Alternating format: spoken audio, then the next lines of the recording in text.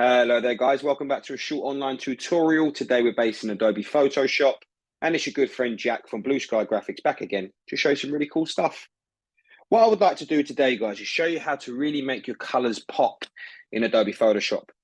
I have this image here. Now it's a great image, but it's a little bit sort of like dull. I want to make the colors on the subjects clothes pop and showcase a real sort of like vibrant sort of feel to this. So what I'm going to do is, first of all, I'm going to open up our layers window. And what I want to do is come through and add a hue and saturation adjustment layer, which is situated here. If you click on that little icon here, we have hue and saturation. Now, simply what you can do is just come through and increase the saturation here. And you can see automatically the colors are now starting to pop.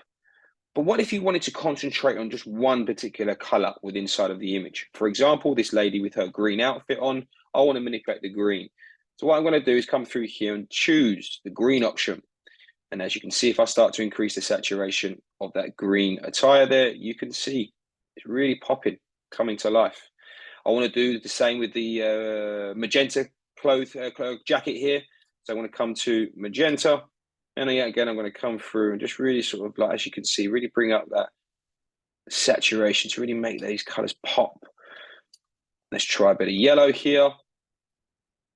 Maybe bring that there like so a little bit. Okay. Now, if I turn off this adjustment layer at the top here, you can see the image is quite dull.